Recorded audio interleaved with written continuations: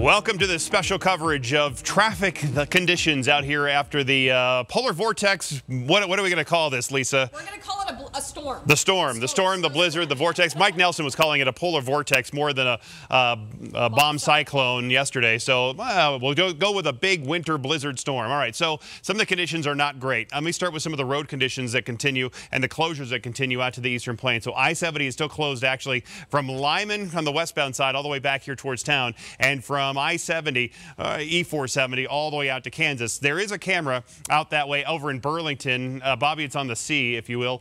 You can see actually out that way. This is over but in Burlington, and it doesn't really look that bad out there. You can see the winds bouncing around. There are icy spots from Lyman out to Burlington out to Kansas, but the blizzard conditions continue in Kansas right now. And so the Kansas folks, they don't want Colorado to be sending truckers and folks out that way when there's more services and more places to stay, and it's safer to stay here in Denver. So that's why it's still closed down on the eastbound side, even though you probably could make it pretty well out there on I-70 to the eastern plains. It's just still not safe enough yet in Kansas, but I expect that to abate later on today. All right, let's go back to the map, and there are other conditions and other closures, including I-76 from 168th Avenue, basically around Brighton, all the way to Nebraska, both sides. Again, the same conditions up in Nebraska. It's actually worse up that way and up into South Dakota, and so I think I-76 might be closed longer because of that. Highway 34 is still closed, Kersey to Akron. That's just outside of Greeley, all the way through Brush, and then getting on over here to just a little bit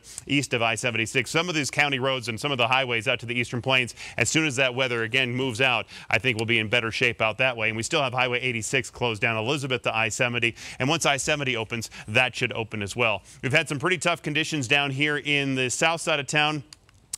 From down through the Gap project, and actually what they're doing is using the plows to regulate the speeds for the folks that are going through there. Let's take a look at some of the drive times now between downtown and the Denver Tech Center. We still have a crash. Let me see if I can bring it up on the screenwriter camera here on the southbound side. Yeah, it's ready. Here, Bobby, go to that one. It's southbound I-25 right there after Broadway. This left lane crash has been there for over an hour. And the fire department has already come and gone. The police department has come and gone. So we're just still hanging out, waiting for, I guess, some more tow trucks to get in here and haul this out of here. And it's been a struggle to get tow trucks to some of these crashes because they've been so scattered around town here. And you see some of that heavy traffic there. So let's go back to the map, and you can take a look at some of the other drive times, at least for right now.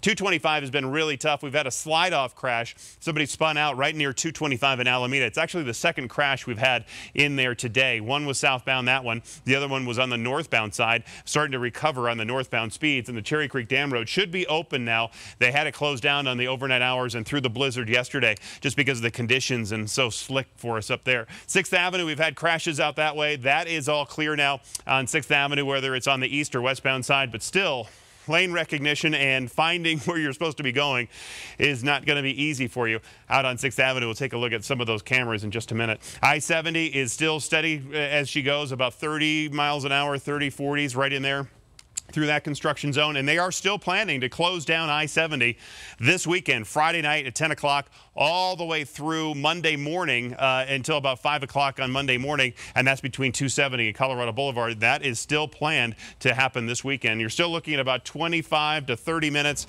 either side of I-25 to the north side of town. I-76 obviously still closed near Brighton, and then Highway 36 has actually been in pretty decent shape. All right, so it might feel a little clunky, but I'm going to go and change some of the cameras for us here. So take a look at the cameras here at 6th Avenue on screenwriter at Kipling. And those are the conditions right now where we have basically snow-covered roads. You're starting to carve out, because we've had more traffic here, starting to carve out some of the lane markers, which is really nice and very welcoming. But those ramps and bridges and overpasses are super-duper slick. This is that crash on 225 on the southbound side. That truck went way off to the side, spun out into the snow, and you see that one lane to the right is the one that's blocked. So just one lane is basically getting through as folks are trying to get through there. And then you're now looking at the northbound side. See that truck with the flashing lights there? That's the northbound side, so those 3 lanes are open, but it's still very slow out there in Aurora. This is I-70 in Kipling, and surprising, you can actually see the lanes. You can actually see some of the lanes in between here, and it looks just wet. Also down on C470 right by Alameda Green Mountain. I've seen much of the same conditions, so it is improving in some areas where it wasn't as bad. The storm wasn't as bad, but a lot of the side streets through Denver are still really, really bad for us here today. Let me take a look at this camera. This is the one down in the Toma Road area south of Castle Rock, and again, the conditions are improving there. And speaking of I-25, if we go to 38 here, Rory, or Bobby, go to 38, if you would. This is Rory. He is driving north on I-25, just passing here 225. That's the ramp that takes you from southbound 25 to southbound to northbound 225.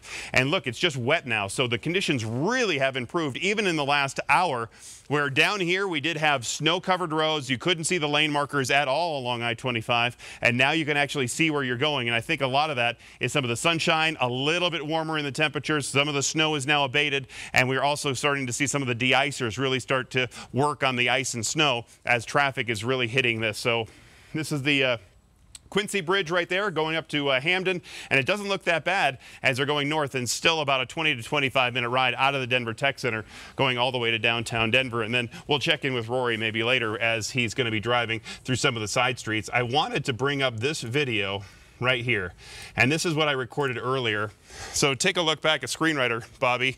So this was earlier this morning. This is right at I-76 and I-70 on the eastbound side, and somebody was going a little bit too fast for conditions, spun out, bonk, right there into the pole.